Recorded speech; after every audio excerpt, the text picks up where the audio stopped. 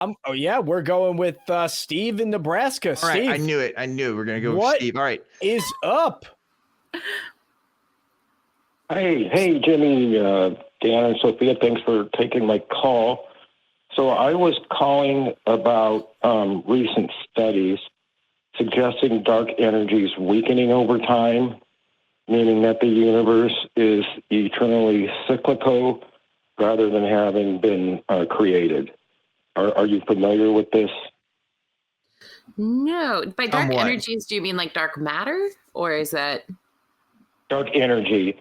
So according to dark energy spectroscopic instrument observations of redshifts, which is distant galaxy light and quasar light stretched out by the expansion of space, DESI precisely measures this expansion rate of space by using baryon acoustic oscillation sound rings, which are density fluctuations in the early universe where sound waves rippled through primordial plasma, imprinting a visible distribution of the galaxies today, acting as a standard ruler for measuring the universe's expansion. And DESI's first-year results find dark energy state of equation -1, which is dark energy's pressure per dark energy's energy density. All right, hold on. Pressure expanding space is consistent. Yeah. Steve, hold on.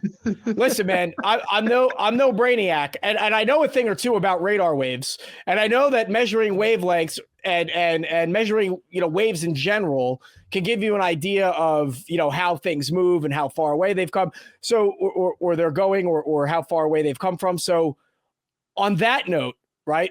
In an effort to not confuse me, let's say that we're able to measure the expansion of the universe by looking at changing wavelengths over time. Okay. How does that relate to dark energy? Because I do not know what dark energy is. Dark energy is what is expanding. It's a counteract to gravity. It's what's expanding the universe. And, and when you take the DESI's observational data, it's in line with the cosmological constant cold dark energy matter model. But when you take the data with cosmic microwave background surveys data and supernova surveys data, the equation of state of dark energy is less than -1, suggesting that dark energy is weakening over time. So what this means is that the universe may be cyclical in nature rather than having been created. Okay, so the premise eternally cyclical. It seems like dark energy and dark matter are sort of two halves of the same coin, where dark energy pushes the universe further out. This is according to the Harvard and Smithsonian Center for Astrophysics. This is what I'm looking up right now, and that dark matter is a gravitational force. Dark energy is a repulsive force, basically. It seems like, that's an interesting thought that like dark matter would be slowing. Dark energy, I guess, would be slowing. To be honest, when you first called, I'm like, are we talking about witchcraft? So I am so not the expert on this, but it seems like, it's interesting things to study at the far reaches of the galaxy. It also seems like there's a lot to be looked at. Like, from my understanding, a lot of physicists don't even agree on how you should deal with dark matter itself. And so the opposite of it, I imagine there's still quite a bit of ambiguity. Yeah. I think for me, my question is, so what? And I mean that respectfully, Steve. Like, okay, let's say we find out that the universe is cyclical.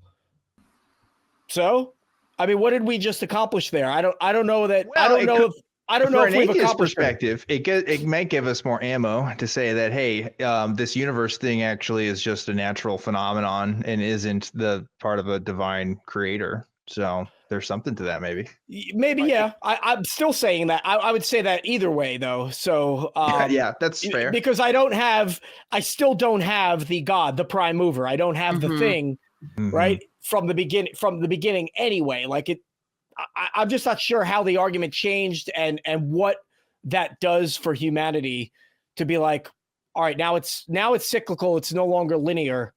What did we achieve? And you know what? Movies.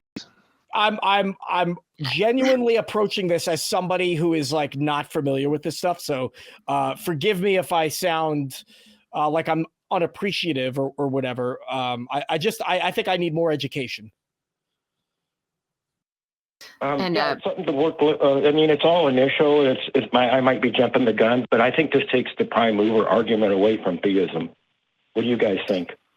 That's initially what I thought of. Always been there. Yeah, and if it just goes around in circles itself, I do think that if someone believes in the prime mover argument, they are not going to buy this. I don't think that it will change the minds of people because then they could also ask, well, what set the cycle in motion, right? Like, I think that would still be where they might come from also in what I'm looking at. So I just this is just interesting. I actually, as more I'm reading about it, I'm probably going to nerd out about this today. I am not a super big brain science person, but I just think it's really fun. There is reason to believe it might be a variable that we actually all I'm finding is that there's reason to believe that the dark energy has been faster in the past. So not even that we can observe it slowing down, but that it has been faster. And it's also possible that it could speed up again because we so misunderstand maybe or don't understand what it's really doing, which would change a lot of our models and ideas of physics.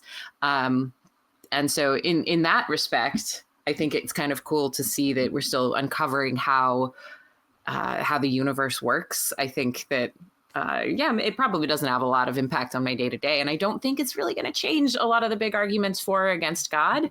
Particularly if it turns out to be variable. The thing is, cool. if you talk to young Earth creationists, half of them don't even believe in dark matter and dark energy anyway. A lot of them are just say, oh, these are made up by astronomers because they can't account for anomalies that we observe in the observable universe, right? Because like redshift and stuff, the stuff that we figure out is like, hey, this is how we know stuff is moving. A lot of young Earth creationists don't even say that those observations are real either. So, you kind of have to already be a believer in dark energy and dark matter for it to really convince you one way or the other. But Steve, I still think it's cool. I appreciate that you brought this up